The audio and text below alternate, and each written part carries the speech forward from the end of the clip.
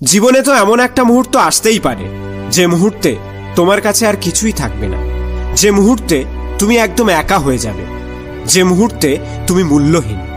তোমার দুঃখের গল্প শোনার মতোও তোমার পাশে কেউ থাকবে না। সবার চোখে তুমি অপদার্থ, কুলাঙ্গার, ভ্যালুলেস একটা ব্যক্তি। সেই মুহূর্তে তোমার সাথে কেউ মিশতেও চাইবে না। হ্যাঁ, সেই মুহূর্তে তোমার কাছে টাকা পয়সা, ধন দৌলত কিছুই থাকবে না। এমনকি তোমার আত্মীয় স্বজন, পরিবার, তোমার আপনজন সবাই তোমাকে ত্যাগ করবে। তোমার কাছের মানুষটিও তোমাকে ছেড়ে চলে যাবে। তুমি চাইলেও তোমার সাথে কেউ কথা পর্যন্ত বলবে না। তুমি মানে তখন সবার কাছে একটা অভিশাপ হয়ে দাঁড়াবে। তুমি মানে একজন ফালতু, তুমি মানে একজন থার্ড ক্লাস একটা পার্সন। আর সেই তুমি তখন সবকিছু হারিয়ে আরো একা হয়ে যাবে।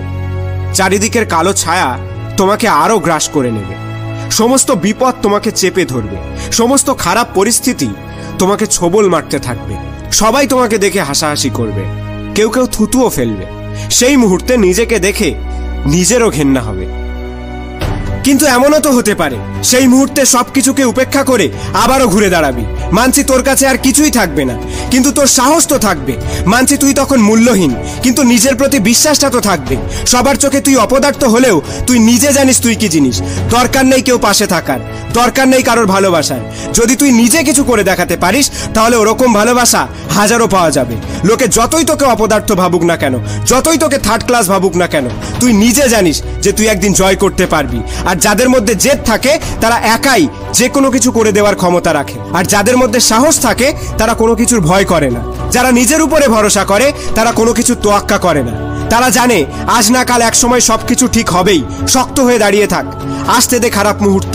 তাদের বিরুদ্ধে লড়াই করার জন্য নিজেকে সর্বদা প্রস্তুত রাখ। একা এসেছিস, একা চলে যেতে হবে, সাথে কেউ থাকবে না। আর কেনই বা আশা করছিস কেউ সাথে থাকার? দরকার নেই। কি করবে তোর সাথে থেকে? কিছুই করতে পারবে না, কারণ তুই একাই 100। জীবনে যদি কোনোদিন খারাপ মুহূর্ত চলে আসে, তাহলে সেই সময় তোর একজনের সাহায্যের দরকার পড়বে। আর সেই মানুষটাকে তুই কোথাও খুঁজে পাবি না। সেই মানুষটাকে দেখতে গেলে তোকে আয়নার সামনে দাঁড়াতে হবে। ওরে ভাই, আমি তোকেই বলছি, তুই পারবি তোর খারাপ সময়কে ভালো সময়ে পরিবর্তন করতে। আর এই সময় যেমন ভালো তেমন খারাপ, এই সময়ই পারে সবকিছুকে পরিবর্তন করতে। রাজাকে ভিখারি বানিয়ে দিতে পারে, আবার সেই ভিখারিকে রাজা বানিয়ে দিতে পারে। আর এই সময়কে যদি সঠিকভাবে ব্যবহার করতে না পারিস, তাহলে আগামী দিনে তোকে সময়ের ছোবল খেতেই হবে। তাই আর কেন অবহেলা? চল না শুরু করি যেটা মন করতে চায়। কেন সইব লাঞ্ছনা বঞ্জনা? চল না মুখের উপরে জবাব দিই। সমস্ত বিশ্বকে দেখিয়ে দিই যে আমিও পারি। সবাইকে জানিয়ে দিই আমার মধ্যেও ক্ষমতা আছে। বেরিয়ে পড় আজকে রাস্তায় তুই একা। বেরিয়ে পড় আজকে রাস্তায় তুই একা।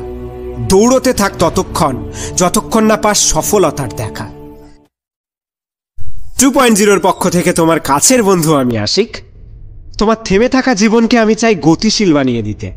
হয়তো তোমার ফেসবুকের SMS এর রিপ্লাইগুলো আমি ঠিকমতো দিতে পারি না, কিন্তু আমিও মন থেকে চাই তোমার বন্ধু হতে। তাই এক্ষুনি যাও ফেসবুকে আমাকে ফ্রেন্ড রিকোয়েস্ট পাঠাও, তাহলে আমাদের বন্ধুত্বটা আরও দৃঢ় হবে। কথা হবে পরের ভিডিওতে।